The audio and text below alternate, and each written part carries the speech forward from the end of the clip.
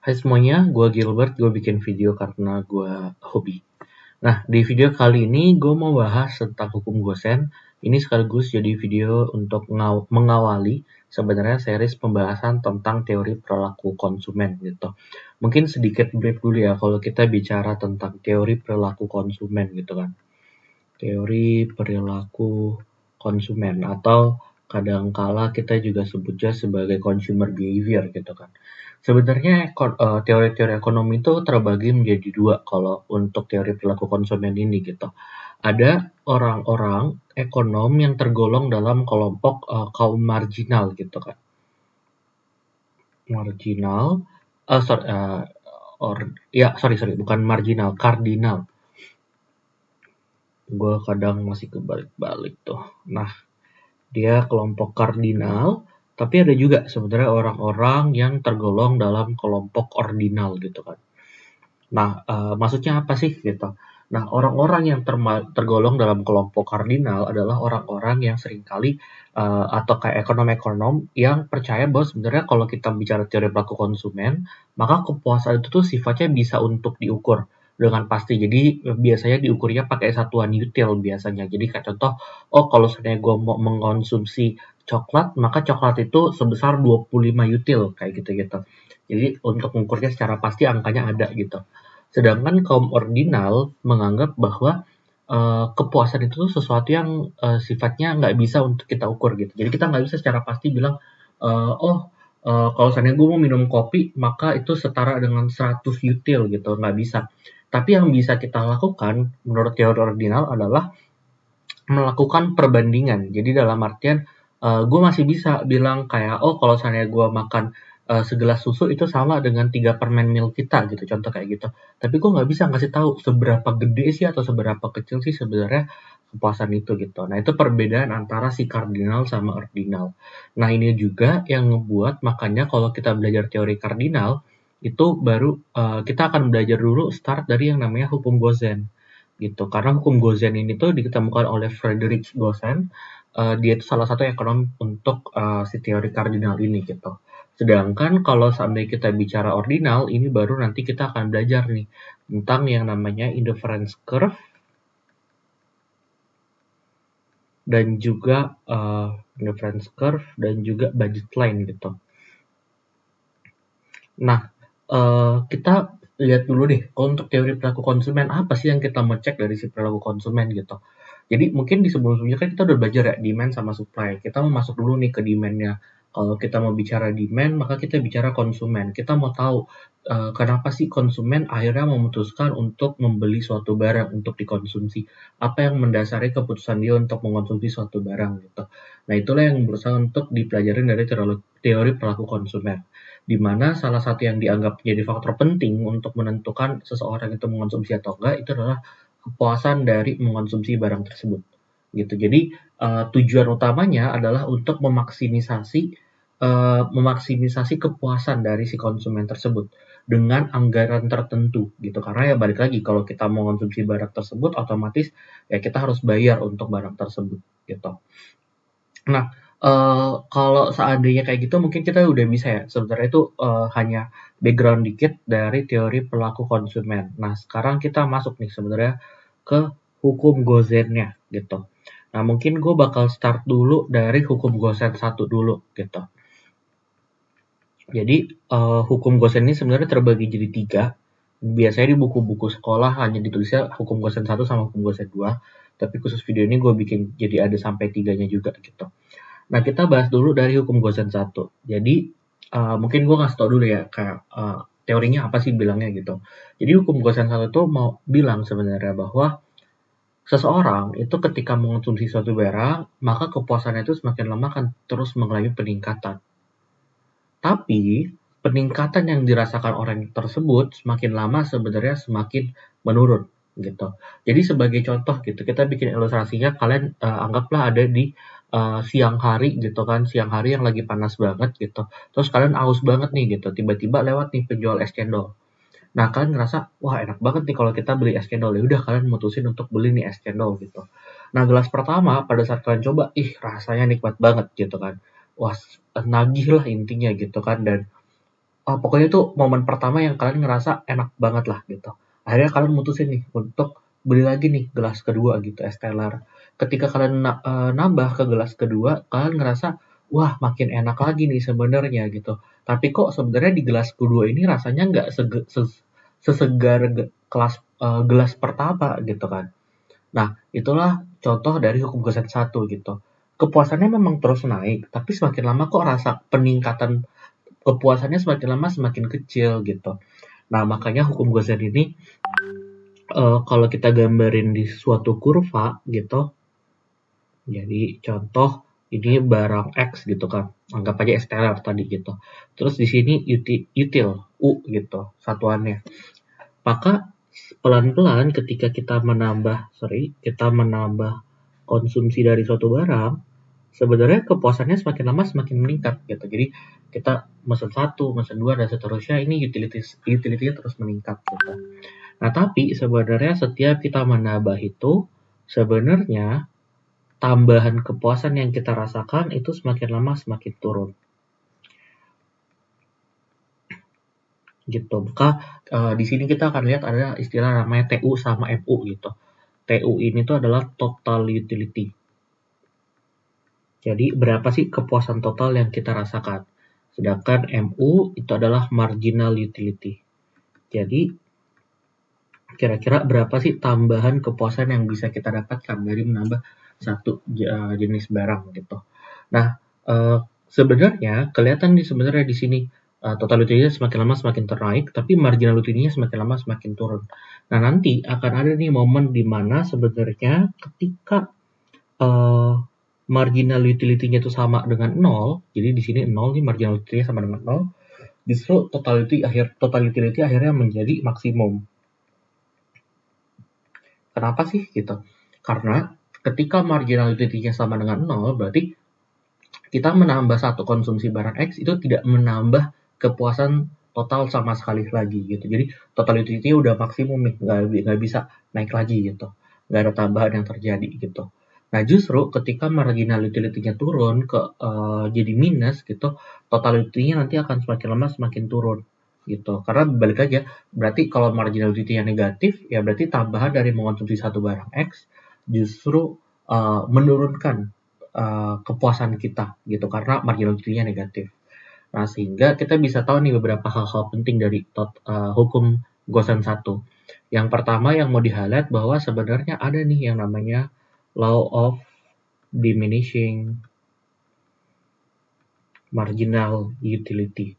Gitu. Jadi marginal utility itu semakin lama semakin mengalami penurunan. Yang kedua, kita juga dikasih tahu nih bahwa ternyata ketika marginal utility-nya masih positif atau masih di atas dari 0, maka sebenarnya setiap kita menambah barang X, total utility itu semakin lama semakin naik. Gitu. Nah, tapi ketika marginal utility-nya sama dengan 0, wah ini udah di ujung banget nih. Sama dengan 0, maka sebenarnya total utility-nya tuh nanti jadi maksimum. Gitu. Ini mungkin gue iris ini dulu deh penghalangnya. Nah, tapi sebenarnya ketika marginal utility-nya itu lebih kecil dari 0, justru total utility-nya turun. Gitu. Ini dasar dari hukum Gosen 1. Gitu. Nah, tapi yang jadi pertanyaan kalau kayak gitu, kapan nih kita berhenti melakukan konsumsi? Biar kita merasa tetap cuan lah gitu. Jadi, kapan berhenti mengonsumsi? Gitu. Atau ada nggak sih sebenarnya titik paling maksimum yang dimana udah stop, sana udah paling oke gitu. Nah, ada, yaitu pada saat kondisi marginal utility itu sama dengan price dari barang tersebut. Kenapa? Karena balik lagi ya, prinsip dari pelaku ekonomi adalah people think at the margin, dalam artian kita tuh akan berhenti mengonsumsi ketika marginal benefit yang kita dapat atau tambahan manfaatnya yang kita dapat masih lebih besar daripada tambahan biaya yang harus kita keluarkan. Sama gitu, dalam artian kayak gini, kalau marginal manfaat yang kita dapatkan masih lebih besar daripada marginal biaya yang kita dapatkan, yang kita keluarkan, maka pasti kita mau untuk terus menambahkan jumlah barang itu karena kita masih merasa itu cuan gitu. Nah, tapi kalau seandainya marginal benefit yang kita dapatkan lebih kecil daripada marginal biaya yang harus kita keluarin, justru kita jadi kayak, wah kita dirugiin nih, pasti kita mengurangi jumlah barangnya kan gitu. Nah, orang itu akan berhenti mengonsumsi ketika marginal manfaat yang didapatkan itu sama dengan marginal biaya yang harus dikeluarkan. Dalam artian dia udah seimbang nih gitu, udah nggak ada yang lebih besar, nggak ada yang lebih kecil. Jadi barang X-nya nggak mungkin diganti-ganti lagi. Makanya dibilangnya maksimumnya ketika ini nih, marginal utility sama dengan price gitu. Nah, makanya seringkali biasanya sih kalau dibikin jadi soal-soal hitungan ya, matematika biasanya akan dikasih nih kayak fungsi-fungsi utility gitu kan. Jadi kayak contoh berapa nih 1000, tapi ini contoh aja ya 90x ditambah 1,5x kuadrat gitu. Contoh kita dapat fungsi total utility kayak gini gitu. Pertanyaan pertama biasanya ada pertanyaan kayak kira-kira di X sama dengan berapa total utility-nya maksimum gitu. Nah, kalau kayak gini berarti tadi ya total utility itu akan maksimum ketika marginal utility-nya sama dengan 0. Berarti kita cari dulu nih marginal utility. Nah, ada nggak sih sebenarnya rumus marginal utility? Ada. Jadi marginal utility kan tadi by definisi adalah tambahan utilitas yang kita dapatkan dari menambah barang X kan. Maka sebenarnya ada nih rumusnya. Marginal utility adalah peningkatan total utility dibagi dengan peningkatan X atau delta TU per delta X. Jadi kalau dalam matematika ini marginal utility itu sama aja dengan turunan dari total utility gitu. Jadi sebenarnya ketika kita mau cari marginal utility tinggal diturunin aja sebenarnya dari total utility diturunin terhadap X gitu sehingga kita dapatnya nanti minus 90 ditambah 3X. Nah, karena kita harus mengharuskan marginal utility sama dengan 0, jadi 0 sama dengan minus 90 tambah 3X. Sehingga 90 sama dengan 3X. Jadi X sama dengan 30. Udah jadi kita tahu ketika X sama dengan 30, marginal utility-nya maksimum. Gitu. Nah, cuman kadang ada juga nih beberapa pertanyaan kayak, kalau gitu kira-kira berapa sih sebenarnya X-nya gitu ketika kita mau berhenti mengonsumsi gitu. Dalam artian kapan sih yang paling bagusnya gitu untuk berhenti mengonsumsi. Konsumsi gitu. Nah, kita tinggal cek aja nih sebenarnya kita mau ketika apa. Jadi kayak contoh kita mau ketika kalau seandainya kita ada tambahin informasi ternyata price-nya sama dengan 20 gitu contoh kayak gitu. Nah, berarti kan sebenarnya di sini tinggal marginal utility-nya sama dengan price gitu. Jadi ya minus 90 tambah 3x sama dengan 20. Jadi 3x sama dengan 20 tambah 90 atau jadi 110. 3x, jadi dapat x-nya adalah 110 per 3. Nah, ini berarti jumlah barang x yang harus kita konsumsi, atau ini maksimal jumlah barang x yang akan kita konsumsi lah gitu ceritanya. Oke. Nah, tapi kalau kita lihat ya, sebenarnya hukum Gosen 1 ini tuh agak kurang afdol gitu, karena kita hanya melihat satu jenis barang aja gitu, sedangkan realitanya kita seringkali mengkonsumsi lebih dari satu barang, ya kan? Kita biasa mengkonsumsi 2, 3, 4, sampai banyak barang lah gitu. Makanya sebenarnya hukum Gosen 1 ini masih bisa kita katakan belum sempurna banget lah gitu kan. Nah, maka muncullah yang namanya hukum Gosen 2 untuk menjawab hal itu gitu. Apa sih yang sebaiknya konsumen itu lakukan ketika dia dihadapkan dengan banyak konsumsi barang gitu. Nah, mungkin gue langsung sederhananya dulu deh. Hukumnya itu mau ngomong apa sih? Hukumnya itu mau ngasih tahu bahwa ternyata seseorang akan berhenti mengkonsumsi ketika marginal utility per monetary value. Jadi marginal utility MO berarti kan per monetary value itu price gitu. Jadi marginal utility per price dari semua jenis barang sama. Jadi saya kita ada barang X, berarti MOX per PX itu harus sama dengan marginal utility dari barang Y per PY gitu. Kalau kita punya barang Z, harus disamain juga marginal utility Z per PZ gitu. Dan seterusnya.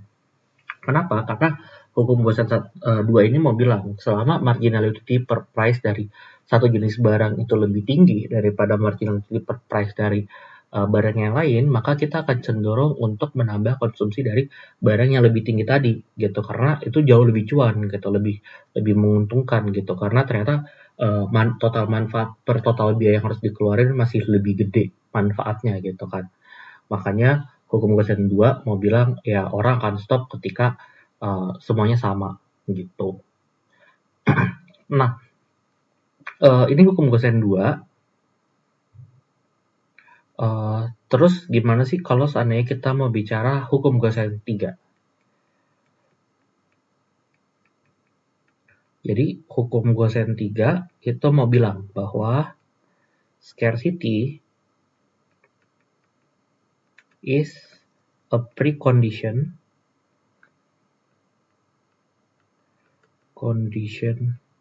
of economic value.